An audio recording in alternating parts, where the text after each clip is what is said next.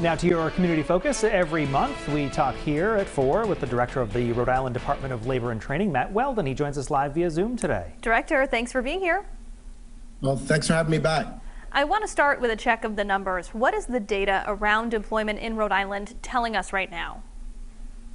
You know, last month's job numbers from September were pretty good. We dropped 0.6 of a point and went down to 5.2%, and that tied us with Massachusetts and put us over 1.5 points ahead of Connecticut. You know, that's a good thing. We know that there are still a lot of challenges with getting people back to work, and I think we're going to talk about that. But, you know, employers are still having some struggles, and that's a national problem.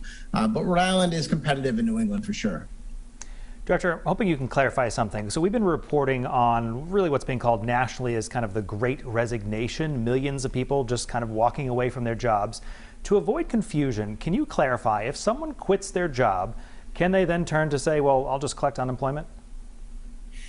Every case is different, and I know that that's not the best answer to give, but it's true. And we have to look at the facts and circumstances behind every situation before we make a determination. However, voluntarily leaving a job would typically make someone ineligible for unemployment. But actually, that's not really what's happening here, Brian. You know, this Great Resignation is very interesting. 4 months over the last year have broken records for the record number of quits, or people quitting jobs across the country. In fact, the last 3 national reports, in each month they broke the previous month's record. And with September, it was about 4.4 million people quit jobs. But the unemployment rate throughout the country is coming down. So what does that tell us? It tells us that people are leaving work, but not leaving the labor force. It means they're going to work somewhere else. And sort of on that same theme, I want to talk about seasonal hiring during the holidays, something we'd usually be talking about at this time. Are things going to look different this year because of all of the folks who are switching around what they do? I think absolutely. Things are different right now, especially in hourly jobs and in lower wage jobs. And you can see that yourself when you drive down the street and look at the signs that are posted at any retailer or restaurant. Wages are up. That's different. And they're offering benefits. And one thing that has come about is the pandemic forced so much change in everyone's life that everyone grew accustomed to living differently. And that means that flexibility in the workplace is super important. And so I think that employers need to keep their ear to the ground and be mindful that to be competitive and attract talent, they're going to have to keep up with the times and make sure that they're flexible. On that point of kind of the work that businesses also need to do to find those employees, the Back to Business Grant Program, the application deadline was just last Friday. Up to $4.5 million in CARES Act money, trying to connect businesses with people who are looking for work. Walk us through, what do we know about how many applications came in and really what happens next with that program? So we kicked that program off. The governor announced it on November 2nd. We had the application go live on November 4th at 9 a.m. By 5 p.m., we had 1,000 applications requesting about $4.9 million. And as you just said, we had $4.5 million to spend.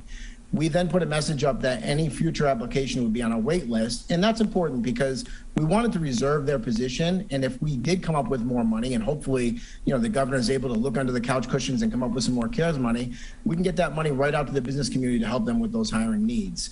You know, right now the total ask is about 8.7 million and about 1,900 applications came in. So that demonstrates to us that there's great demand and great need in the business community. And hopefully it helps, this program helps move the needle with hiring. And how quickly will those businesses see some of that money? If someone's out there watching who applied, what should they know? So we opened it on the 4th, and you know, we sent an email to everybody last week that would be funded in the first round, which is the first $4.5 million, to let them know that money was on the way. This week, we're actually cutting the checks. And I think that by the end of the week or very early next week, Rhode Island employers will have the money in hand. But that's pretty quick for a government program. Thanks to Skills for Rhode Island's Future, which is a partner of ours. They're a nonprofit recruitment firm. You know, they worked really closely with my team, and thanks to them for getting this done quickly. And just quickly, before we let you go, we know the DLT has a vaccine clinic and job fair coming up. Can you tell us the details about that?